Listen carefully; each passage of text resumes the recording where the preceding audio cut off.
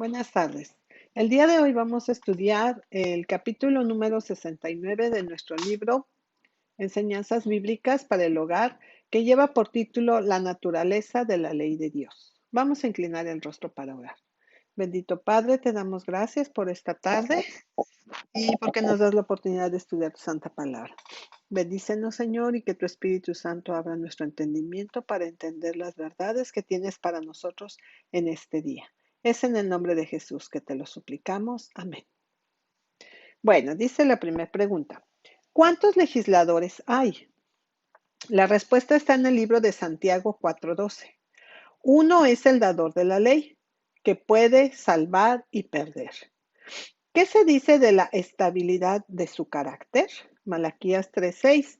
Porque yo, Jehová, no cambio. ¿Cuál es el carácter de sus obras? Salmos 111, 7 y 8. Las obras de sus manos son verdad y juicio. Fieles son todos sus mandamientos, afirmados por siglos de siglo, hechos en verdad y en rectitud. ¿Cuál es el carácter de su ley? Romanos 7:14 nos dice, porque sabemos que la ley es espiritual, mas yo soy carnal, vendido a sujeción del pecado. ¿Qué revela esa ley que es necesario que el hombre carnal sepa antes que pueda ser convertido? Romanos 2:8 nos dice, sabes su voluntad y apruebas lo mejor, instruido por la ley.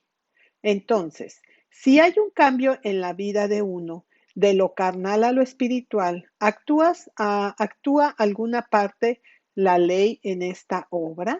Y la respuesta va a estar en el libro de Salmos 19:7. La ley de Jehová es perfecta, que convierte el alma. El testimonio de Jehová es fiel, que hace sabio al sencillo. ¿Qué le dijo el Salvador al joven que quería salvación? Mateo 19:17. Y él le dijo, ¿por qué me llamas bueno? Ninguno es bueno sino uno, Dios. Mas si quieres entrar en la vida, guarda los mandamientos.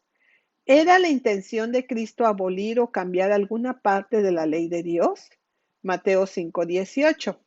Porque de cierto os digo que hasta que perezca el cielo y la tierra, ni una jota ni una tilde perecerá de la ley hasta que todas las cosas sean hechas. ¿Qué dijo el Salvador que había venido a hacer a la ley? Mateo 5:17. No penséis que he venido para abrogar la ley o los profetas. No he venido para abrogar, sino a cumplir. Cuando se usa en profecía, ¿qué significa la palabra cumplir o llevar a cabo?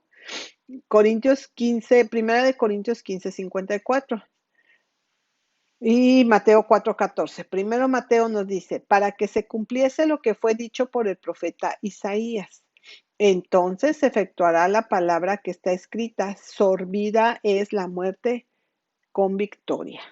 Primera de Corintios 15:54. Pero, ¿qué significa la palabra asociada con una obligación, cumplir o actuar de acuerdo con? Dice, la palabra de Dios nos dice, sobrellevad los unos las cargas de los otros y cumplid así la ley de Cristo. Gálatas 6:2. ¿Qué dijo Cristo que había venido a hacer al mundo? Por lo cual, entrando en el mundo, dice, sacrificio y ofrenda no quisiste. Entonces dije, he aquí que vengo. En la cabecera del libro está escrito de mí para hacer, oh Dios, tu voluntad. Hebreos 10:5-7. ¿Quiénes dijo el Salvador que serían salvados en el reino de los cielos? Mateo 7:21. No todo el que me dice Señor, Señor entrará en el reino de los cielos, mas el que hiciere la voluntad de mi Padre que está en los cielos. ¿Qué dijo acerca de los que quebrantan uno de los mandamientos de Dios? De manera que cualquiera que quebrante uno de estos mandamientos muy pequeños y así enseñare a los hombres, muy pequeño será llamado en el reino de los cielos. Mateo 5:19.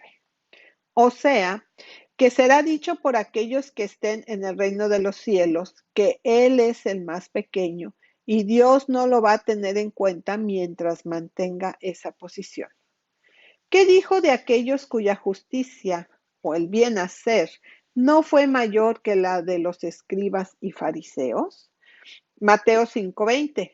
Porque os digo que si vuestra justicia no fuese mayor que la de los escribas y de los fariseos, no entraréis en el reino de los cielos. ¿En qué punto particular reprobó Jesús a los fariseos? Mateo 5:13. Y él respondiendo les dijo: ¿por qué también vosotros traspasáis el mandamiento de Dios por vuestra tradición? ¿Cómo habían hecho esto ellos? Porque Dios mandó diciendo: honra a tu padre y a tu madre. Pero vosotros decís: cualquiera que dijere a su padre o a su madre, ya es ofrenda, no deberá honrar a su padre o a su madre. Así habéis invalidado el mandamiento de Dios por vuestra tradición. Mateo 15:4-6. ¿Qué clase de culto dijo él que era su culto? Dice Mateo 15:9. Mas en vano me honran, enseñando doctrinas y mandamientos de hombres.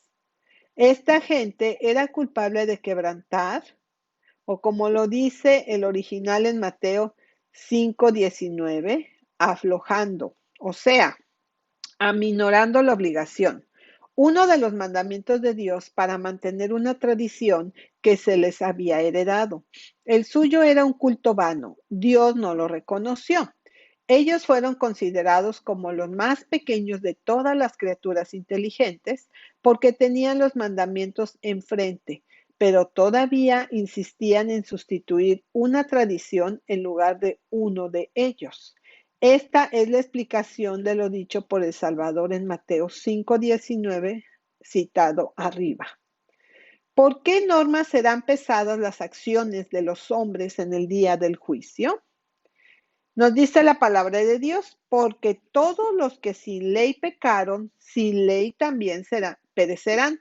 Y todos los que en la ley pecaron, por la ley serán juzgados. En el día que Dios juzgará por Jesucristo los secretos de los hombres conforme a mi evangelio. Romanos 2:12-16. ¿Cuántos de aquellos que son condenados serán demostrados culpables por la ley en ese tiempo?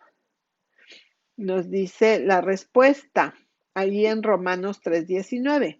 Empero sabemos que todo lo que la ley dice a los que están en la ley, lo dice, para que toda boca se tape y que todo el mundo quede bajo el juicio de Dios.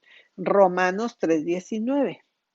El gentil, tanto como el judío, será demostrado culpable. Romanos 2:11 o 10:12. Entonces, la ley de Dios debe ser la regla de la vida y todos los hombres en el mundo hasta el día del juicio. ¿Por quién serán bendecidos los salvados en el don del eterno galardón? Entonces el rey dirá a los que están a su derecha: venid, benditos de mi Padre, heredad del reino preparado para vosotros desde la fundación del mundo. Mateo 25:34. ¿Qué bendición dará Dios a aquellos que han guardado sus mandamientos? Apocalipsis 22:14 nos dice: bienaventurados los que guardan sus mandamientos para que su potencia sea en el árbol de la vida y que entren por las puertas en la ciudad. Esto está, dijimos, en Apocalipsis 22:14. No se debe de suponer que simplemente guardando los mandamientos le dará a uno un lugar en la gloria, porque por las obras de la ley ninguna carne se justificará delante de él. Romanos 3:20. Pero uno debe de demostrar su voluntad a ceder a las demandas de Dios antes de que la sangre de Cristo pueda lavar sus pecados. Para una explicación sobre este punto, hay que ver el tema que lleva por título Conversión, el nuevo nacimiento y la fe. Hemos encontrado, sin embargo, que la ley de Dios es inmutable. De hecho, no puede ser de otra manera, considerando la fuente de donde viene. La ley revela los atributos del que la dio: verdad, justicia, amor, santidad, perfección, inmutabilidad, espiritualidad y poder creador. Bueno, este fue nuestro hermoso tema que nos habló sobre la naturaleza de la ley de Dios. Y mañana vamos a seguir estudiando acerca de la ley de Dios, pero ahora su perpetuidad. Vamos a inclinar el rostro para orar. Bendito Padre, te damos gracias por este estudio, Señor. Gracias por tu santa palabra, porque tu santa ley nos hace ver en qué estamos mal para corregir nuestro pecado y volvernos a ti nuevamente. Gracias por tu infinita misericordia, Señor. Y sabemos que la ley sigue vigente. Aunque tú moriste en la cruz, tú no la clavaste allí. La ley sigue vigente hasta nuestros días. Ayúdanos, Señor, a ser fieles a ti, a guardar tus mandamientos. Nosotros solos no podemos. Es solo a través de la vida perfecta de nuestro amado Jesús que lo hemos podido lograr y lo seguiremos logrando. Bendícenos pues en esta tarde a todos los hermanos en el mundo entero. Es en el nombre de Jesús que te pido todas estas cosas. Amén.